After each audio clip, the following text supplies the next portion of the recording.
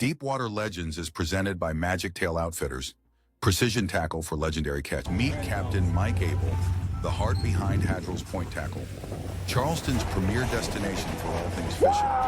Established in 1983, Haddrells has become a low-country staple, offering unmatched expertise, top-quality gear, and good old-fashioned Southern hospitality. Welcome to Deepwater Legends. Thank you for tuning in. Today, we have a special guest, Captain Mike Abel from Hattarell's Point Tackle, our favorite tackle shop in Charleston, South Carolina. Mike is an expert fisherman, a conservationist, and we're happy to have him on the show. Welcome in, Mike. How are you doing today? I'm doing great. Thanks for having me. Thanks for coming on. So first, let's just introduce your shop and what you guys specialize in. I know we're in there pretty frequently, and tell us a little bit about how you guys started, and we'll go from there. Yeah, so my dad is actually the one who started the shop. He started 1983. There was a tackle shop over in West Ashley, but there was nothing in Mount Pleasant.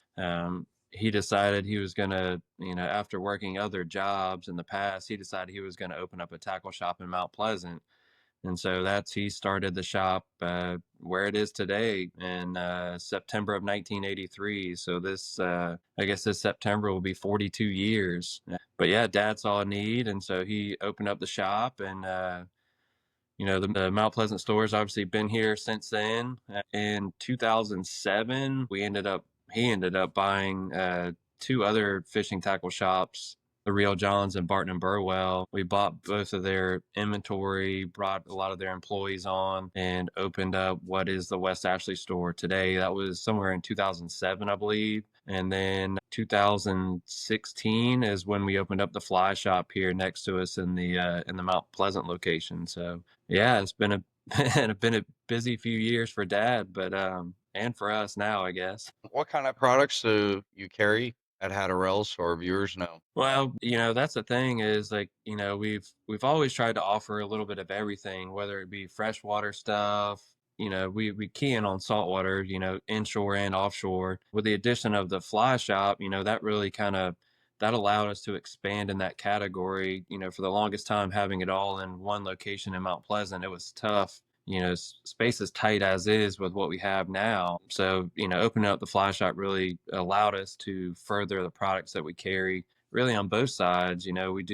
Our fly shop has hunting stuff. We do a lot of duck hunting, turkey. I mean, all your hunting seasons that we have, we do a lot of sporting clays, stuff like that. My dad has gotten into shooting, so we carry a lot of shotguns, a few rifles, carry tons of ammunition. But that really allowed us to expand in that side of things, and then expand here too at the main store. And our, the Mount Pleasant store mostly has inshore stuff, offshore tackle, with a little bit of freshwater stuff, and then of course all your clothing and gear to accommodate. And our West Ashley store, they're the same footprint as Mount Pleasant, so it's kind of tough they're kind of in the same spot we were 20 or 10 years ago, where they're having to have a little bit of everything in there: fly fishing, freshwater, inshore and offshore saltwater stuff. That's where they're kind of a little light on the hunting side, but yeah, man, we're making it. We just such a vast majority of things that you can do here in Charleston. So we're really just trying to carry as much as we can. Yeah, and we certainly love coming into the shop. You guys seem to have something for everything. I was in there the other day and I seen you. I picked up this new marlin chugger. Marlin season's about to kick off here, as you know, being a marlin fisherman yourself. And you guys have everything from marlin to inshore redfish and trout and everything. The guys there, Jake and all of your other people, are exceptionally knowledgeable about the fisheries, which is rare to find in a lot of tackle shops, is to really ask questions. They're not trying to sell you on just expensive products you don't need. They actually know what works in the area and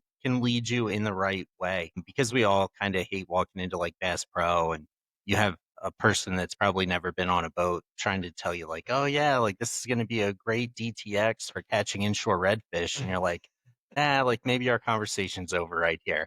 So one of the questions I have, being open since 1983, is what kind of changes have you seen in the tackle business, and where do you think it's headed from here? Ooh, that's a tough one and a good one. It's changed a lot. I mean, it really has. Like, there's so many answers to that question. I think first and foremost, I think in years past, a lot of manufacturers were more so utilizing retailers to help sell and promote and market their product in their stores. And so you still have that, but I do think, some of the companies are going more direct to consumer. I've seen that change, and a lot of that has to do with online sales. So I think that's a huge thing that's really changed. Even Amazon, the amount of stuff that you can buy on Amazon. And I think the way that folks, when they order something on Amazon, they want to get it, they get it in 2 days typically, so that's changed a lot. So if it's something that we don't stock or haven't had and we order for somebody, we are doing our best to get it as quickly as possible, knowing that that is a challenge or that is kind of up what we're up against. You certainly don't want to order something that take 2 weeks to get when that individual has given us a chance and they could have ordered it off Amazon or wherever and gotten it quicker. Um, that's been one of the biggest things. And really, the internet's changed a lot of things, that being one of them, but also just the amount of information that you can get online, whether it be good information or bad information. You can get a lot of it just by simple YouTube clicks and looking for, how to tie a Benjamin knot or how to tie a bimini or whatever it is, or what hook to use. Everybody's going to have it. There's a lot of videos, there's a lot of things to watch. And that's not necessarily for the bad. I mean, that can be for the good too. It's promoting education and learning stuff. And really that's what I'm about. Like, I'm all about that 100%. I love to learn. I still learn all the time.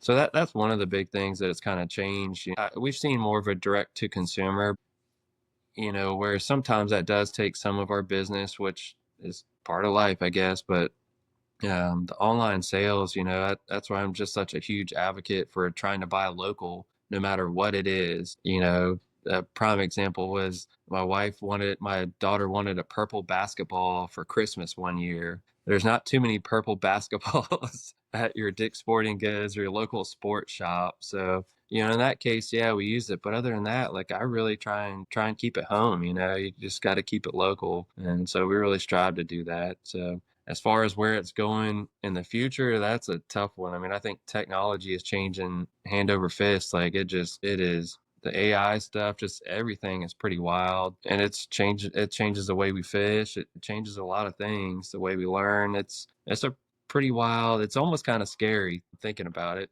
And we're really big on supporting local tackle shops. Shout out to all you tackle shops everywhere. And for you listeners, it's really important to go in and support these guys. Not only are they supplying the stuff that you need, but in a lot of cases, they're going to the meetings, they're reaching out to the representatives to push for better limits, better seasons for the anglers. They have more skin in the game than the regular individual. And it's a huge benefit to be able to go into a store and then be like, hey, this color's hot, this is what people are using in this area. Yes, maybe people on YouTube are pushing something else. Maybe that works good for them. Maybe they're just pushing it because it's a product they're being paid to push. But a lot of times you go into the tackle shop, you can get a little bit better of a picture of what the local anglers are actually using because they talk to so many people. They know what's selling, they know what's working, and they're able to just kind of give you some insight on that stuff. And it just kind of helps you to be able to go out and have more success. With that being said, I want to tie it back to our sponsor, Magic Tail Outfitters. These guys are outstanding. I believe Mike actually has them in his shop. Dante up there is a slayer of fish. His equipment second to none. Highly recommend it. Back to you, Mike. I know that you guys go out there and pound the marlin. You guys have a beautiful 33-foot regulator. You also are known for inshore fishing, and inshore fishing is not one of my expertises. Tell us a little bit about the local area. I know our area is really well known for redfish, sea trout, sheep's head, and that kind of stuff. Can you give us a little bit of insight for the inshore angler on what the seasons are that are really hot for those, what kind of gear they should be using, and ultimately getting it from Hattarells because you guys are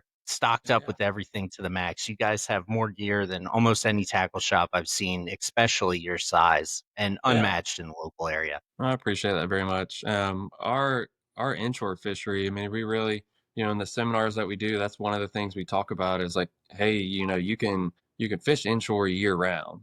Like that's a given, but the amount of species that you can target throughout the year is a really impressive thing. Like, where, I mean, in the summertime, let's say I mean, it wouldn't be uncommon to go catch 6, 8, 10 different species in a day. And that's what I really grew up doing. I mean, that's, I was in the boat. I mean, dad had me in the boat in the winter times. We were catching redfish. There were not as many anglers and fishermen around at that time. This was the early 90s. Dad was one of the first ones to have a flats boat, with a polling platform on it. There was not, there was not many people in town that had a flats boat, didn't really know what it was. What is that bracket on over the motor? Like, what is that for? He was one of the first ones, with a friend of his, Jack Golden. They actually discovered, they were catching redfish at low tide, but they didn't know, was like, where do they go at high tide? And so he was one of the first ones to discover where redfish went at high tide. We have these full moon tides, and they would go in the grass, and that's where you'd catch tail and redfish in the grass. um, but so we've had like a really good fishery. I know I'm bouncing around a little bit, but so that's kind of where it started. I've been in a boat, my entire life. I mean, I remember him putting me in the hatches in the wintertime when it was so cold just to stay warm. We were catching, we'd go catch redfish, and we'd do that in the wintertime. That's when they'd school up. And you're really gonna, I guess, kind of getting back to like the layout of what a year looks like. Yeah, starting January, February, March, I would still call that the tail end of winter. That is when your redfish are going to be schooled up. When that water temperature gets below 55 degrees, really 60, somewhere between 55 and 60 degrees, those fish will school up. And so it makes it a little easier to target them. Sometimes it's a here over zero kind of thing. If you're going down a bank, you might go down a stretch of bank that's 100 yards long, and you might not catch a single fish for the first 90 yards, but the last 10 yards, there's 400 redfish on that bank. And so that was always a really fun thing to do, sight casting redfish at low tide. That time of year, the water is clear. When the water is that cold, though, the trout fishing is usually tougher. But as we progress in spring, where we are now, where that water's warming up, your trout bite picks up, more guys are sheephead fishing. Your flounder will start to move back in at the inlets as it warms up. And then, like, really starting right now, we're going to start to see bluefish, ladyfish, Spanish mackerel, jack crevalle, tarpon, a lot of your sharks. A lot of those species, those migratory species, are really going to become more available in the coming weeks. Once that water temperature really hits 74, 75 degrees, you'll really start to see a lot more of those species. And that's where, then it kind of progresses us into the summer, where you maintain all of that. Red fishing's good. By then, the redfish have split back up. That water's warm. So then you go down a bank and you catch a redfish here, catch a redfish there, catch one, so forth. But it just allows other opportunities, different species, different things to go target. The middle of the summer can be kind of tough just because it is so hot. That is where, especially, I'm usually recommending, if folks are going creek fishing, to do it early. And then the minute, you hit that 10, 11 o'clock in the middle of the day in July, when you're sweating, that's when you need to go to like deeper water stuff. Go to a 10, 15, 20 foot of water, something deeper. Maybe go target your sharks or tarpon, whatever it may be. And then that kind of gets you, then you kind of get back into the fall. Starting September is really when you will see a mullet run. And that's when a lot of guys will target the tarpon and sharks off the beaches. And that can be some of the most exhilarating stuff for tarpon fishing. And then you dive into what I think is your best inshore fishery is October, November, and depending on temperature, a little bit of December. That's when it's really like a numbers game. It's like, oh, I caught 75 trout yesterday, or in 20 reds. That's when you're catching numbers. That's when you can perfect your artificial lure fishing. Um, it is certainly much cooler. You're in jeans and a light long sleeve t-shirt. And so that's probably my favorite time of the year to fish. And that's, again, it's a numbers game. And so it's just really, really fun. So the inshore fishery has so much to offer, even with as many people as we have fishing as we do now. So when you're out there inshore fishing, are you using mostly artificial, or are you using live bait? Coming from Florida, we'd go out, we'd get greenbacks, a pinfish, grunts, and we'd be using those, and pretty much anything inshore would come around and just whack that. I'm wondering what you use here specifically in the Charleston area. Live shrimp and live minnows are going to be your predominant bait if you are fishing live bait, and I think that is always going to work. I think there are times when it can hinder fishing a little bit, and a prime example would be using live shrimp in the fall. Every species, including pinfish, whiting, and croaker, when that temperature starts to drop, those species know that, hey, like there's going to be very little bait in the creek. I need to start eating, eating, eating. So live shrimp that to me is probably the worst time to use live shrimp, just because you're dealing with that so much. Now, if you can get it to where you can cast that live shrimp under a popping cork and put it in a redfish's mouth or a trout's mouth like relatively quick, then it usually is game on. But with shrimp, it's you get 3 casts out of it at most. You're either throwing it off, they're just so fragile, they're hard to keep alive. I prefer mud minnows. If I'm going to use any type of live bait, just you can literally keep it alive so long. You can catch multiple fish on it. And you can cast it as many times as you want. And even in the fall, those little bottom feeders, like your pinfish and stuff, they generally do not mess with them. So that if I'm using live bait, that's what I'm going to do. But honestly, I like to use a lot of artificials. I don't think there's not a reason why you couldn't. I think it just a lot of it for the anglers that maybe come through the shop. I think they just haven't used it enough to gain enough confidence in it, because you can 100% go catch a redfish, trout, flounder, whatever it may be, on an artificial lure 365 days a year. Like you really can. It's just a lot of it just has to do with the confidence in it. We see it So a with, go-to lure, a go-to yeah, artificial lure that you like. Get this, you're gonna be out there every day and you're gonna be slamming these fish, you know? it'll change. So it changes the time of year. So like in the spring, when you do not have a lot of bait in the creeks, I'm usually using a smaller, lighter presentation. So that could be like a 2.5-inch salty Ned shrimp made by Z-Man, or doing like a little slim swim. But it is a small profile bait, and I'll use it year round, really. But I think it pays dividends in the beginning of the year when your creek shrimp are very small. You don't have much bait in the creeks. I think that is a huge way to do it. And you're really just you're changing your color based upon your water clarity, and that water clarity is going to change either that day in the tide, or it's going to change over a couple days just based upon the wind. So you got a couple factors. So I would be make sure you have a couple different presentations, a couple different colors, something being a little bit lighter and something being a lot darker. The darker the water, the darker the bait you really need to use. But like if I was maybe to portray to you guys like how a typical day for me would go if I was going inshore fishing, if conditions were somewhat right, meaning not blowing 25 miles an hour, I would 100% start out throwing artificial or doing top water in the morning. Like 100%. That is my favorite way to catch redfish and trout and even flounder in the morning time. So I'm after the time change, I'll probably be at the boat landing at 5:15, moving to my spot, fish top water until the sun starts to come up around 7:30. You kind of, if you're catching fish, you'll notice it kind of die off as the sun comes up. Once the sun comes up, then you're really switching baits, something subsurface, or if you want to go to live bait, artificial shrimp under a cork. That's always one of the things that I recommend to folks that want to improve their artificial game is start out with a float, 3 feet a leader, and a Voodoo, DOA, or Z-Man artificial shrimp under a float, and pop it along a grass edge. That is the easiest way to build confidence and catch fish. And then from there, they can take it from there and try other things. But yeah, that's usually my game plan is I love a topwater bite. I would 100% rather catch 10 fish on that than 50 on bait. It's just so much fun. So, being an expert fly fisherman, how often are you doing it? What kind of conditions are you looking for where you're like, hey, this is a day the fly rod's coming out versus anything else? And do you prefer that over traditional methods of fishing? Like I think some things have just gotten in the way of time a little bit, being whether it be work, kids, whatever,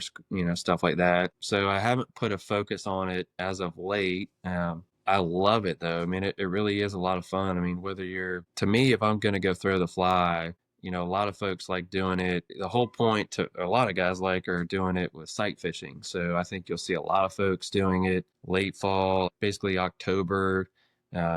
Through February when that water is clear. That's when you're really looking for a low tide in the middle of the day. So you have enough sunlight so you can see them. Those fish are normally schooled up. That to me is one of the better ways to catch them on the fly. And then, talking about doing the tailing redfish in the grass, that is another very presentable way to catch redfish on the fly. But honestly, I mean, I think the some folks that are getting into fly fishing, or people even just that have questions about it, think that you can only do select things with a fly rod, and that you can do with a spinning rod that you can't do with a fly rod. And that's just totally couldn't be further from the truth. Everything that you catch on spinning gear or bait casting gear, you can catch with a fly rod, like 100%. Like, you look even the last, let's say 10 years, tarpon fishing here in South Carolina has really changed a lot, and guys are catching them on fly rod. Guys are catching them on artificial. I mean, when I was growing up, we were just doing it with nothing but bait. And you look how that's changed. I mean, that's changed a lot. There's guys doing it more so with artificial lures and fly and being successful. So the fly, man, you can do anything you want with the fly. You can catch anything you want. I treat it just, the only thing that makes it harder, the couple things that make it harder is the obvious wind conditions. You want something to be a little bit lighter just to make it a little bit easier to cast. That can probably be the most frustrating thing. And then just maybe something as simple as line management. If you're doing it from a boat, or even if you're walking, just at times, you can have just your fly line just strung all over the deck, getting wrapped around something incidentally, or whatever it is. Like, those can be some of the frustrating things. But man, I think it's so rewarding. I mean, I think it really is. It makes it that much better. It's almost like catching fish on top water with a spinning rod. I mean, it's just that rewarding. If not more. And not to mention, like, the guys that are tying their flies, they're making their own lure to really go present to a fish and trick a fish into eating it, making a good 70-foot cast, presenting a fly that they tied, and then hooking and catching that fish. That's full circle right there. Absolutely. And just to change it up a little bit, spring is here. And for us, that means the Mahi Run is upon us. We're starting to see them trickle in. People are starting to catch them. How soon are you heading out? I know you guys were planning on going out today. We were like, oh, we're not sure if we're going to be able to fit this in. The wind and conditions offshore were not looking good today. Otherwise, we'd probably be out there too. What are some of your go-to methods? I know you're no stranger out there to the Edisto Banks and Georgetown Hole and all the places that we frequent as well. What are some of your tips for success for these guys that are getting the boat geared up, getting their oil changes and ready to hit the water now that the conditions are starting to smooth out and guys with a little bit smaller boats are able to really put in some miles and get out there and get these fish? Yeah. Well, that's one of the biggest things is just being prepared. So hopefully those guys that were doing those oil changes and all that maintenance, hopefully they're on the cusp of, like, the word ready, and they are sitting on go. Like, I'm sitting on go right now. Like, those fish are starting to show up, and I think, it's time. I mean, they're starting to catch them. I think we give it another week or 2 weeks, and I'm hoping, fingers crossed, that they're really fired up. You guys are catching wahoo and catching tuna right now. There was some big wahoo weight in that SC Wahoo series. There's some, that 99 pounder. I mean, that was a stud fish. But really, like, being on go and being prepared right now is the biggest thing. Just so when you do have that weather window, you can go. Because I think it's really set to happen any day, really, for it to fire off. As far as, like, techniques go, or tips for them, I mean, it kind of depends on the angler a little bit, and maybe more so what they want to target. If your day or your agenda is to really go catch meat, put meat in the box, then I would say a majority of your stuff is probably going to be trolling, 160 feet to maybe 200, 250 feet. It's really sticking to the ledge. That would offer you a good opportunity to catch your wahoo, your tuna, and your dolphin, and hopefully hopefully come across a good weed line or some type of floating structure um, that will hold some dolphin there. And that was kind of the big key component last year. I think there were some big grass mats last year, not as many as years past, but those would hold some fish. But I think a lot of your structure, you're just floating debris. That's where we caught a lot of our mahi on. I mean, actually a buddy found it, called me on the radio and said, hey, there's some mauis under a tree if you want to come over here and catch them. And we caught some on the fly rod that day, actually. That was really cool. One of the employees, Bo, he decided to bring it that morning, kind of unannounced, which is fine. And honestly, we caught more on that than we did trolling ballyhoo down that tree line. So that was pretty wild, and that was pretty fun. That was my first mahi on the fly rod. But kind of getting back to techniques and stuff, like your ballyhoo's generally going to be your best bet. If you're trolling on the ledge, though, sticking with having a cedar plug. I mean, a cedar plug is a must. Putting a DTX out and the rest of it ballyhoo. I think that's probably a very generic spread, and that's a good meat fish spread, if you will. You still have a chance of catching, your billfish at times, and I think that's a good way to approach it. Now, like me personally, I am not in it so much for the meat. I'm in it for the billfish. Like, I want to go catch blue marlin. I want to go catch sailfish. That is what I am completely mad at right now. Like, that's all I live for. And so typically going a little bit further, the shallowest I usually start is probably 250 feet. And I am circle hook fishing with small ballyhoo. Some I'll put little chuggers on my long riggers. But I only troll 4 rods, 2 longs and 2 flatlines. But then I troll 2 teasers, basically squid chains, one off each outrigger, and then I troll 2 tandem dredges off dredge booms with electric reels, and we have 250 pitch class rods ready if a blue marlin does come up on the teaser or on the dredge. We grab that 50, get the dredge or the teaser or both out of the way, and pitch with a 50 ideally. That's just one of the old bait and switch. Basically, that is one of the cool. It's like topwater fishing for me. I mean, it's visual. It takes a team to do it, making the right moves, and so that's one of my favorite things right now. I've been eating alive with that the last few years. It's the same with us. Like 90% of the time, we're heading way deep. Like we're not even dropping lines at the ledge. We're going out to the Charleston Lump. We're going out to Georgetown Hole. We're just throwing it in, giving it our all. We'd rather catch one really big one than 50 small ones. And it's just a game of like whether you get them or not. Sometimes they're coming back empty. Sometimes they're coming back heroes. But it's just the name of the game. Either way, we're not coming back with a box full of 15-pounders. With that said, I know that you guys have some sales coming up, some events. You guys do regular seminars on catching these fish. You want to give us some updates on what exciting stuff Hattarells has coming up here soon for anglers to really get involved and sharpen their spear? Yeah. Well, that's the next thing that we have coming up is Monday, April 21st, and that's going to be on bottom fishing. And so we have Captains Mark Phelps and Jake Harmon from our West Ashley store. Those 2 guys are going to do a seminar on bottom fishing. And, Jake loves to bottom fish.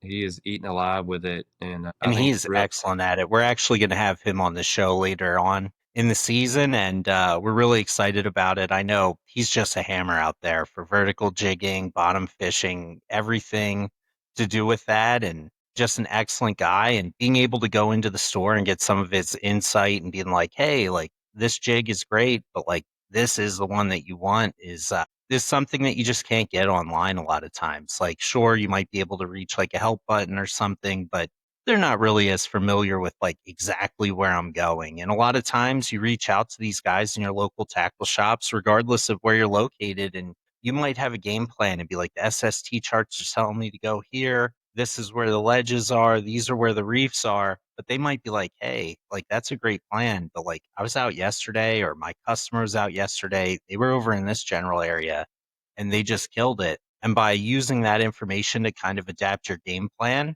really is beneficial. And over the years, I mean, I've had countless individuals help me with just like little pieces here and there, whether it's a color of a lure or style of a lure or something different that really makes it a huge game changer when we're out there on the water. We find new grounds, we find new water, we find the bait, and it's like, holy smokes, like this is something that I didn't pick up, whether it was due to cloud cover or something when the SSTs came over. And Yeah. it's just really can be a game changer. And one of the reasons that like you guys have to go to your tackle shops and talk to these guys. They don't just work at tackle shops, they live the life. Like they're not doing this for fun. They do it because they love it. It's part of them and they want to talk about it. So don't hesitate to ask them questions, ask them technique stuff. I've never met someone that worked at a tackle shop that wasn't happy to answer your questions. Yeah, I mean, we are very fortunate to have the staff that we do, and I think one of the things that drives them is the passion that they have for that. You look at Jake, for example, and he's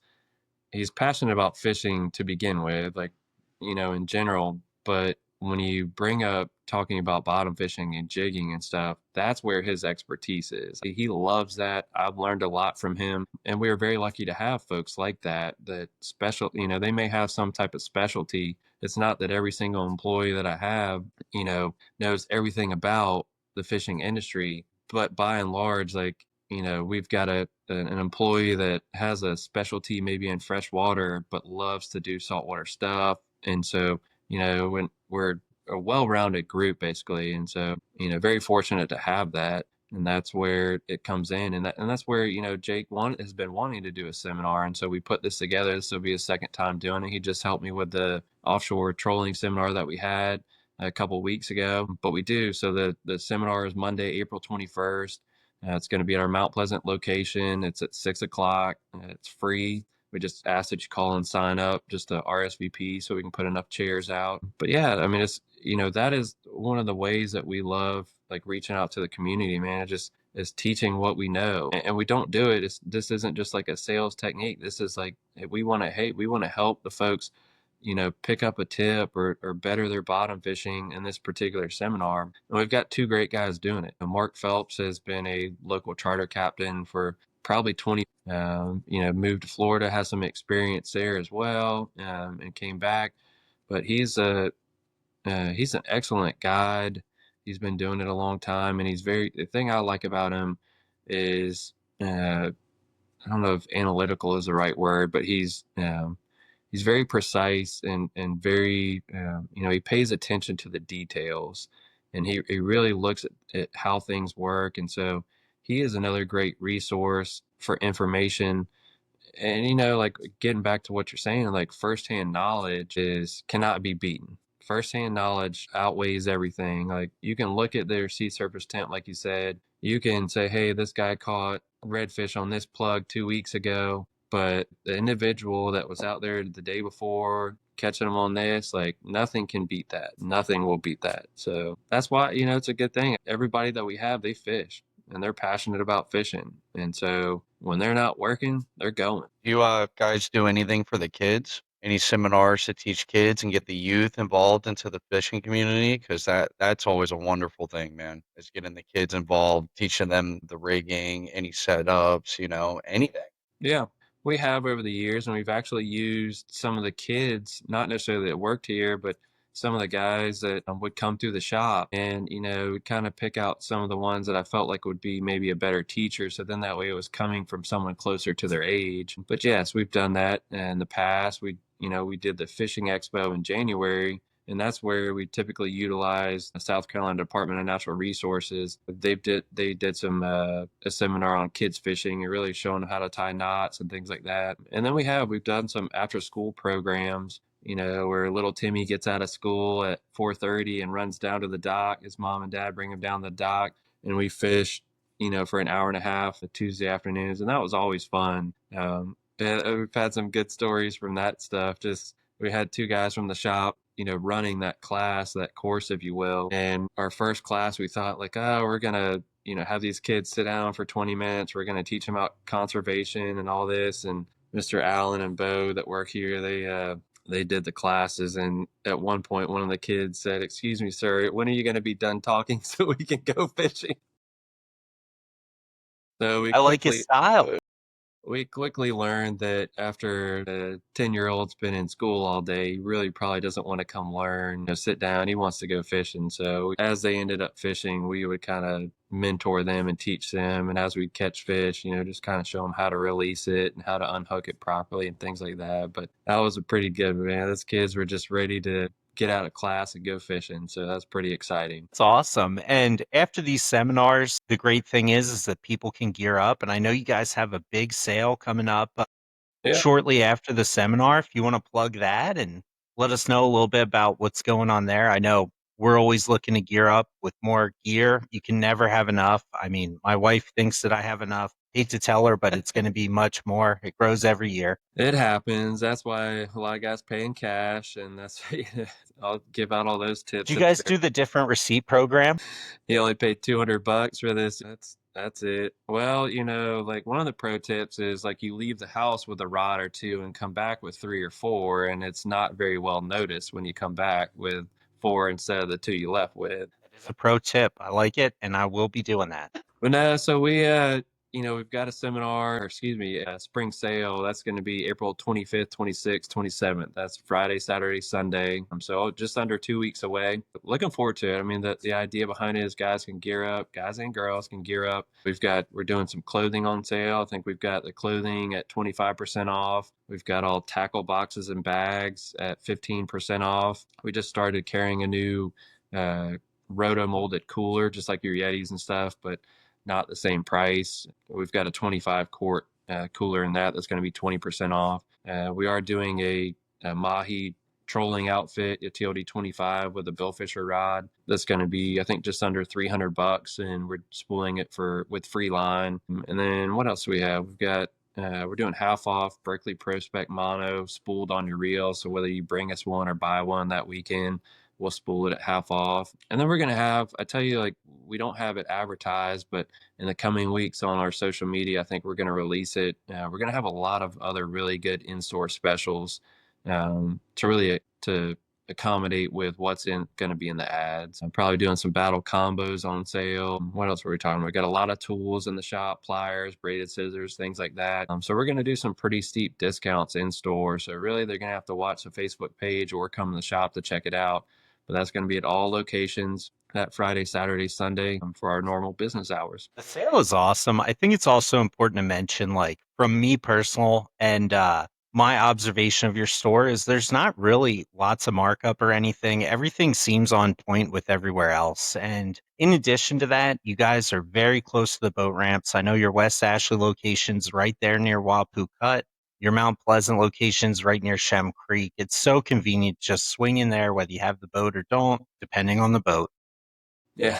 And really get the stuff that you need, that maybe you forgot at home or that you need for the next day. And you guys have such a wide variety of stuff. I mean, your hook wall alone in the West Ashley store, like, I don't think if it's not on the wall, it's either not made or you don't need it. Like, you guys have everything from like the swordfish gear all the way to the smallest fish you could imagine hooking. And I literally, every time I walk into your store, I leave with way more than what I need. And it's just because it's like, wow, I didn't even know that this was out yet or that this was available. You guys really have everything in every color. Your bait selection's great. You guys are importing baits, like swordfish baits and stuff to have there. And it's really saving a lot of time to not have to rig up swordfish baits and then realizing you have a spinner or something like that. You guys are always stocked up on ballyhoo. Your live bait selection's great. You guys usually have fiddler crabs and everything. And pretty much anytime I go into the store, it's like, wow, like now my fishing day needs to be replanned because I suddenly have all this gear for something I wasn't planning on going for in the first place. Like now, instead of trolling for mahi, I'm going to be pitching mud minnows at them under grass.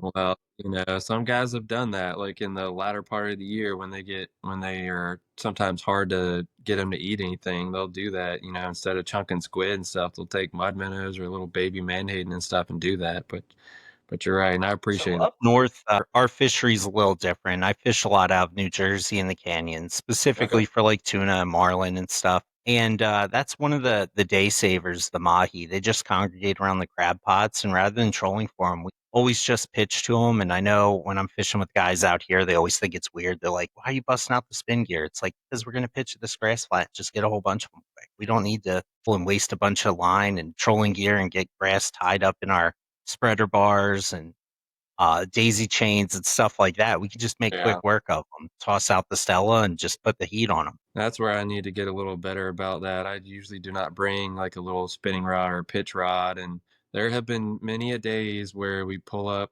and what would be a day saver, like we're just kind of pitching our talicas and not very gracefully, but, pitching a ballyhoo back there and letting it sink and catching them that way. But I should probably start bringing some spinning rods. That might save the day a little better. Yeah, we always have pitch rods ready. We have vertical jigs ready for any kind of action we come down to, because you see like a wahoo tailing or anything. Like, I mean, even a swordfish sunning in the morning, You got to be ready for it. The last thing you want to do is see that fish of a lifetime and not have a rod rigged up. I know one of the things that has been very beneficial to us is about 20 miles out from our spot, we rig all the trolling rods up and have them all hooked up to the lures and have all the baits ready to rock and roll. And that way we come across fish that are 10 miles shy. We're able to just dump them right in the water and get them going. Now I know one of the things people in the South haven't really adapted to as widespread as up north is spreader bars. Wide trackers and spreader bars, whether from chatter lures or from Sterling, have been incredibly successful for us. Probably 50% of our fish are landed on wide trackers of some sort. Right. Is that something you've personally adapted to yet, or have you tried anything like that specifically? I can tell you, coming from fishing a lot of center consoles and even big boats, it is wildly successful. Like, I Yeah. mean, I wouldn't leave the house without at least a couple pairs of those spreader bars in, just because, like, they just land so many fish. Yeah, it can be a pain in the butt when you get a billfish on one because it's like, oh, we're not going to get it because it's going to throw it. But as long as you can get it in and get a pitch bait out to them, it makes easy work of it. But as far as like wahoo, mahi-mahi, blackfin tuna, love them, bonitas, if you're fishing for shark baits, all of that stuff just takes them. And I mean, we get so many bites. Like you might be trolling through a dead area and pick up your speed a little bit to get somewhere else. And just that change of speed entices bites almost every time. Yeah. I haven't, I pulled a couple spreader bars over the years, and I just pulled one on my way back. And that was the first few years I started fishing, like after I'd gotten my boat. And it was Bonita City for me. It was just Bonita after Bonita, and then they were getting sharked at the same time. And honestly, like I'm just so eaten alive with bill fishing that like my typical spread, no matter like if I'm bill fishing and I'm out deeper, it's 4 dink baits and 2 pitch rods, and that's pretty much it. Now, if I know that I'm gonna try and do like what I would say like a little combo deal, if I'm fishing in shallower, I'll pull a DTX, a cedar plug on the way back, and then put my naked ballyhoo, my dink baits everywhere else. But yeah, I mean I'm pretty like keyed in on just doing nothing but bill fishing predominantly. But the thing is, I'm still catching mahi and catching tunas and catching wahoo still on that same naked ballyhoo with a 7/0 circle hook and 80-pound fluoro. Like you'd be surprised how many wahoo you still catch that way. Don't get me wrong, you'll get whacked off a couple times, but we've been fortunate, I guess. We still caught a lot of wahoo with a circle hook and an 80-pound fluoro. So that's predominantly the way I fish. Like I'm telling you, I'm so mad at bill fishing. It's not funny. Now I'm going to go out on a limb here and ask for some secret sauce. What's your go-to color for the squid chugger heads on your pitch baits? It's usually pink, and I don't think on the pitch stuff. I don't think I don't know that the color really matters. I mean, I'm sure it does, but um, I think a lot of guys, or at least what I've learned from some of the other folks, is they're typically using a pink or a brighter color. So when you do pitch it, you can actually kind of see where it is in relation to the fish. And so that's why I've always used pink or something that's a little brighter or easier to see. But like on my, like sometimes on my long riggers, when I'm trolling dink baits, small ballyhoo, I will put little chuggers on it, little molecraft. They call them hooker heads, and I will troll those. And yeah, there you go. I've got, Yeah, these are some from Magic Shell Outfitters. yeah, They're little cup heads, rubber squids. They're super soft, and they're actually pre-cut to fit over your ringer swivel. yeah, They make them in a bunch of colors. We've had a lot of luck with pink and green. This blue and pink is really a successful color as well. I'll drop some off the shop for you this week. You can yeah. try I'd them love to out, try but them. they work really well for us. They're super soft and stretchy, and they really swim the baits well. I know there's a million companies that make different versions of them. Yeah, Senseless plug for but Magic Tail. We get them, so no, we love them. And well, those guys they're out there so much, just tearing it up in the tournament series and MJs. And the nice thing about Dante being with them is that they're able to make adjustments to the baits that they have, yeah, and they sell the exact baits that they fish with. So if you want to fish with the stuff that these guys are out here winning these huge tournaments with, like there's no better option than with the guy who's making the stuff for himself. Because if he goes out and sees something, he's like, oh, I wish it would do this. He's making that adjustment, getting an yeah, order of it, and then he's like, hey, I'm going to start selling this stuff. But There's tons of companies that make the squid heads, and they all work great. I know his are really convenient because you don't have to cut that middle hole larger to fit over a ring or swivel, and just super easy to just pop right on. Yeah, it's probably just easier to pull through too. But yeah, I mean, I'll pull, like greens. I love like, purple, all black, solid blue. I'm usually pulling those on the longs, and that's really just it's in different sea conditions. That bait might be skipping too much or whatever it may be, and so like I'll put one with a chugger, and I think it just trolls a little better from my long. So, but yeah, man, I'm looking forward to it. I'm looking forward to So are going. you guys doing any tournaments this year? I'll look at doing some of the tournaments that have center console divisions. I think the HMY Low Country Cup, I want to say they just introduced the center console division, and then the Carolina Billfish Classic. I know they've had one for a couple years, and so I typically wait and see what the weather looks like, and weather permitting, I would probably do it. They've kind of grown a little following. I think they had 8 to 10, 12 boats in it the last time I went to fish it. And so yeah, I'd like to see if we could get a little center console bill fishery going. We ended up last year, it was last year or the year before, we pre-fished the Monday. We had our group together. We were going to fish the tournament. If the weather was nice, we fished like the Monday before and caught a blue. And then the weather went bad. So we're like, we're just not going to fish it. I mean, guys in like 65 footers were complaining they were doing 25 knots. It was just rough. So we didn't go. We bailed out. And then the Sunday after the tournament, had a day where we caught like 3 out of 4 sails. And so, like, had we just been able to put some of that together on tournament days with better weather, it would have been kind of nice. But, it kind of got me a little itch to go do it and be competitive. It's pretty fun. But I think it really takes a core group, a good group of guys that everybody knows what to do. And so to just be Yeah, kind of fun in that.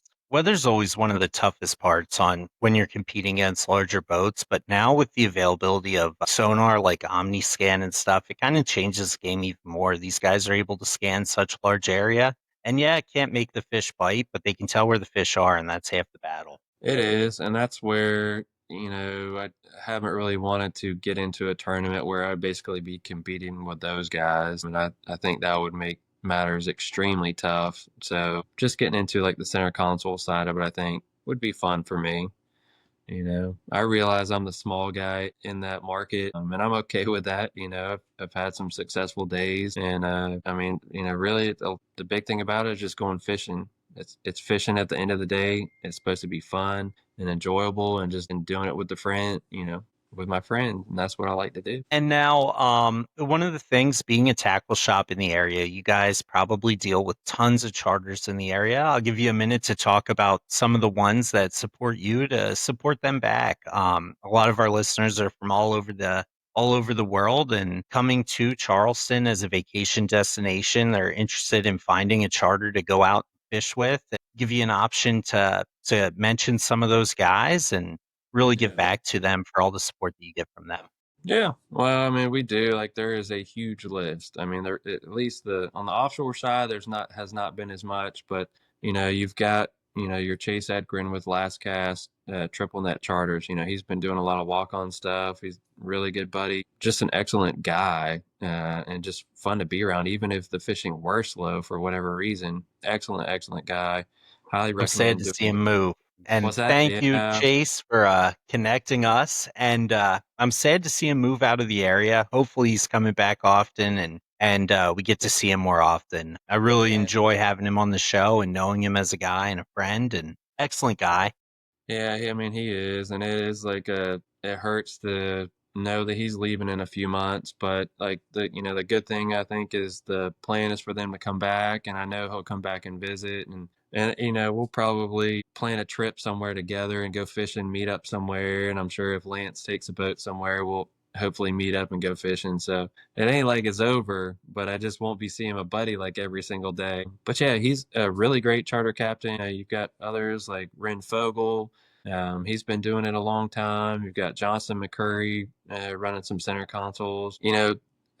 That is a majority, I think. There haven't been a ton of guys running offshore trips, not like it used to be in the early 2000s where you had Charter Road down at Charleston Harbor Marina, and where you go down and go down a dock and there'd be 30 boats and you could pick the charter company that you wanted to use. It's just not like that anymore. But we do have a lot of inshore guys, and really probably too many to name, but your Mark Phelps and your Shane Sinclairs and your Peter Browns and Jamie Huff and Johnny Chrislip, Chris Wilson. I mean, you really do have so many guys, Jim Hudson, Legree Leland, Mike Illig. I mean, there's just a ton of great guys that come to the shop, and they're really great people and they're great anglers. And so, we appreciate their business over the years. We're actually doing a big thing with them tomorrow night. We're having a little guide night at the shop just to kind of allow them to be kind of like their sale, where they can come to get all their tackle and stuff that they need at an extra discount. And, we're serving them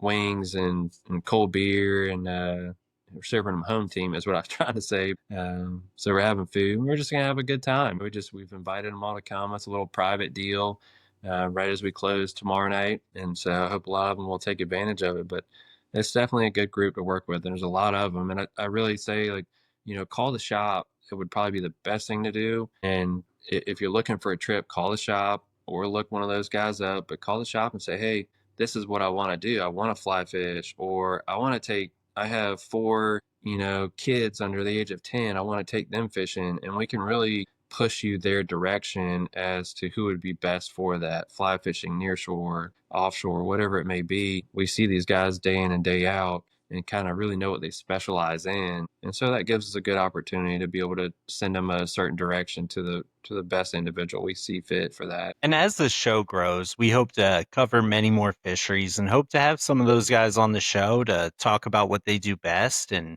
kind of help our listeners find out, like, hey, how can I improve my game? Because this is all about them, how people that maybe don't get the opportunity to fish as much as myself and you, and how they can really make the most of their valued time out there on the water. And one of the ways is by going to your shop, talking to the guys there, finding out what to do, but then also getting a big picture by, hey, I can listen to this guy that does this as a job, and he can give recommendations on like exactly the way that he found useful, because then you can eliminate all the other ways. Because on the internet, there's just so much information. And when one person's telling you to tie like an Albright knot, another person's telling you to tie uni to uni, and really just finding out like, what are these guys doing? Why are they doing it? And how is it improving their game? And you can kind of get a bigger picture. And between that and talking to people and then going out and practicing this stuff, you can really improve your game significantly with the limited time that you have. Yeah. Well, you're always, that's the thing about fishing and working in the fishing community, and in the tackle shop, is like you're always learning. And when you go with somebody else, you always pick up something, whether you know it or not at the time. Like, you always learn something. But you're right, there can be a lot of noise out there, and it can be hard to decipher what, it's not necessarily whether it's right or wrong, but maybe what's right for you or what's best for you, or maybe you like tying that specific knot and you can tie it easier and you stick with it.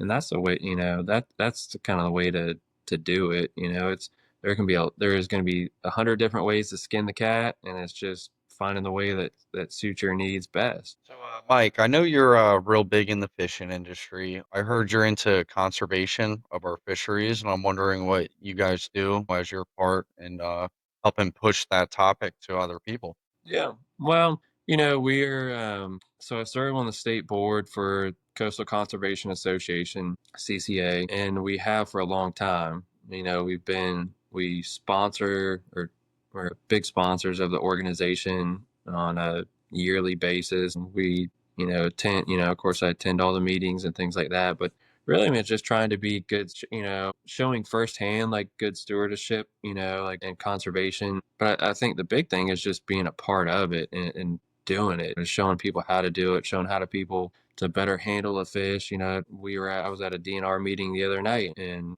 part of it, we're talking about the redfish stock.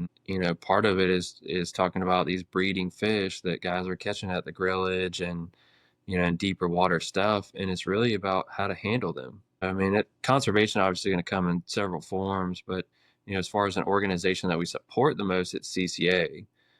They are the ones that are on the forefront. Really, you really don't have a ton of other organizations that are standing up as directly in South Carolina as we do CCA South Carolina.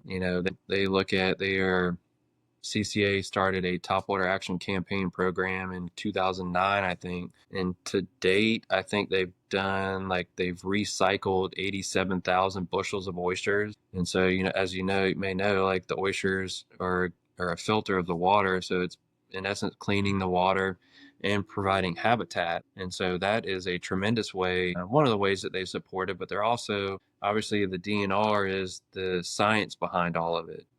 So CCA typically backs a lot what not always, but typically backs what the DNR is promoting. So we're in turn providing things for DNR, whether it be a dump truck that they need for these oysters, or maybe, when we first started, we called them barges, but they were in essence 20-foot John boats that we would take said recycled oysters, put them on, tow them to the spot that we were going to recycle and replant those oysters. And so that's one of the ways that CCA is doing it, but they also do they've done a lot of artificial reefs. I'm not good with numbers on it, but I want to say, let's call it 24, probably more, but they have sunk several artificial reefs just off the coast. And a lot of those are close enough to where somebody in a smaller boat could go get to it. A lot of them are within 10 miles of the beach, let's say, typically 30 to 60 feet of water, let's say, kind of in that range. And it's anywhere from actual barges, to tugboats. They're creating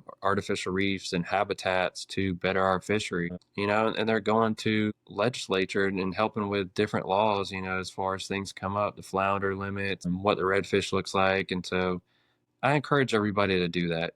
My dad is really where, I followed a lot of footsteps from my dad, from the tackle shop to the way he is as a man, and some of the organizations that he supported, have continued on through me, or I believe in supporting them. And that's really where we've continued to do that. So I really encourage folks to look at CCA South Carolina. We've actually got a banquet coming up May 15th at the Omar Shrine Temple. That's a great way to come become a member, kind of get in the know. And if you want to become a volunteer, the fishery, we've just got to have it in a sustainable manner. I want my grandkids and their kids and so forth to be able to go catch a redfish or go catch trout, whatever it may be. And I think this is one of the ways of kind of giving back to the community, promoting a healthy fishery. You look at the bill fishing offshore as a good example. I think that's a lot of the offshore guys that have been trolling for several years, since the 80s, let's say. There were not many days where you were catching 2 blue marlin in a day and 4 sailfish. Matter of fact, I saw one guy post the other day that if they caught 10 blue marlin the entire year, that was a good thing. Well, nowadays, guys are doing that probably almost in a week. Some guys are catching 2 or 3 a day, if not more. And so I think that leads to a lot. That has led from conservation efforts, is circle hook fishing and not killing them like they used to back in the 80s.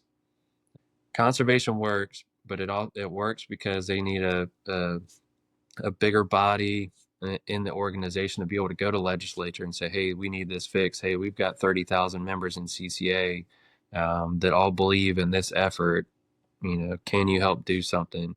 So it's a great organization. You really get involved, become a member. Certainly if anybody has questions about it, come see me. I'll be happy to help and answer as many as I can. But the banquet, May 15th, Omar Shrine Temple, it's at 6:00. That is a great way to just get your feet in the door. It's a fun banquet, man. It's silent, live auctions, tons of good stuff. So you can't beat it. You got to come check it out. Sounds great. And before we wrap this up, do you just want to shout out your shop, phone numbers, how they can get a hold of you, website, and so forth? Like I said, you guys are an excellent shop. You literally have everything someone could need to fish here or anywhere else. Everything from marlin and tuna, mahi, all the inshore stuff. You guys have freshwater stuff, fly fishing stuff. Highly suggest if you're in the area, reach out to these guys. If you're not in the area, still reach out to these guys. These guys are great. Their hospitality is unmatched.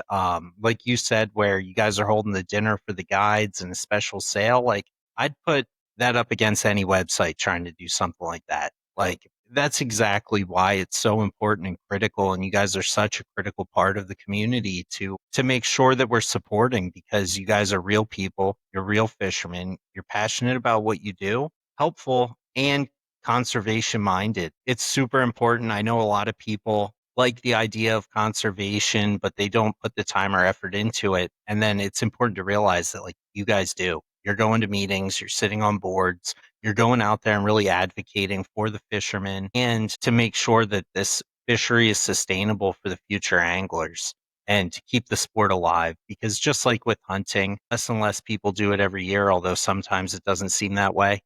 When you're out there and you're like, "Oh, there's 100 boats." But overall, less people are doing it now than ever. And it's important to really protect our rights as anglers and to protect the fishery to make sure it sticks around and we have the availability to go fish in 50 years, 100 years, and so forth.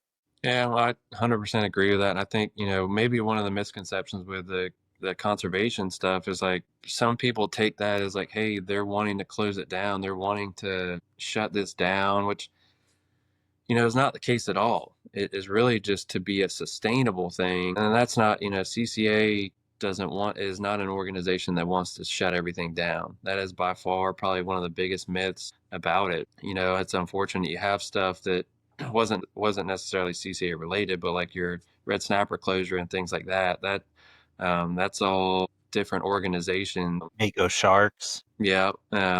So, just get involved and check it out. But yeah, back to the shop. I mean, I just encourage everybody to come check us out. Our website, unfortunately, does not reflect what we have in inventory and what we stock. We pretty much utilizing that as an education platform. And that's what we've really done, is just not being able to compete as well at the time, like on our online sales and stuff with product. We just put our Haddrells branded stuff on it and information. Lots of videos that you can watch when you're sitting at home, how to tie a knot, how to work a topwater lure, whatever it may be. But certainly they can call. I'm working with a guy right now in St. Croix. He called the other day looking for some tackle. And so, I'm just taking an order over the phone and we're just going to ship it to him. So I encourage everybody to come check out the shop. I'm very proud of our staff. We have a great staff and they're very passionate about fishing. So between all of us, somebody is going to be able to help you, whether it's brim fishing or blue marlin fishing, somebody's going to be able to help you. So if you want to watch some videos, some instructional videos, our website is haddrellspoint.com.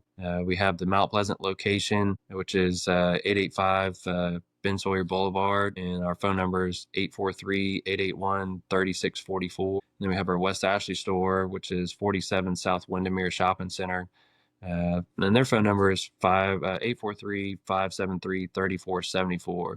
And they are behind the Staples off of Folly Road. I think not being street front, it's kind of hard. We still occasionally get folks say, "Oh, we never knew you were there." And we've been there for a long time. But it's behind the Earth Fair and Staples in South Windermere Shopping Center. But yeah, happy to help. I mean, literally, like, our videos are great online, but we love a one-on-one. Like, come in, let me show you how to do this. Let me show you how to rig a ballyhoo. Let me show you how to tie a bimini, whatever it is. We want to be the source of information for them to utilize. I don't want somebody to feel like they have to watch 20 YouTube videos on how to tie a knot or how to rig a ballyhoo, when I want everyone feeling comfortable enough to come in here and say, "Mike or Thomas or Chase, can you show me how to rig a ballyhoo?"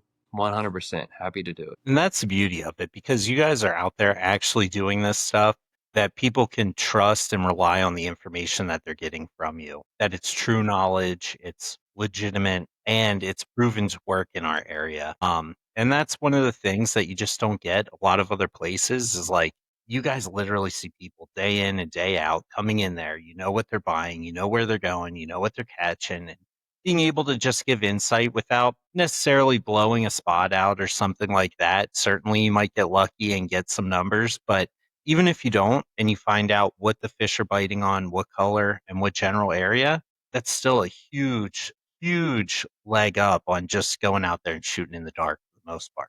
Yeah, we're here to help. It's not about spots. It's not, we just want to be helpful. And we just, that's one of the benefits of the job that I see is, getting a text back or getting an email, saying, "Hey, we caught this and this and this. Thanks for your help." And Well, thank you. that's a benefit of the job. That's the perks in it for me. Well, thank you again, Mike, for coming on. This is Captain Mike Abel from Hattarell Point Tackle. We appreciate your time coming on and talking to us about the fisheries here. Thank you to our listeners for tuning in. We appreciate it. Please like and subscribe. Thank you, Magic Tail Outfitters, for sponsoring the show. Next up, we have Captain Jimmy from Alaska coming on. He's going to be filmed on Wednesday or Thursday this week. We're excited to showcase that. I've fished with him everywhere across the United States in the last 15 years, and the guy's tremendous. And thank you for tuning in. This is Deepwater Legends Goin Deep Podcast. Thank you, Captain Mike. We appreciate it. We will see you at Hattarells, our local tackle shop. We love going in there, and tight lines. Sounds good. Thanks for having me, guys. Appreciate it.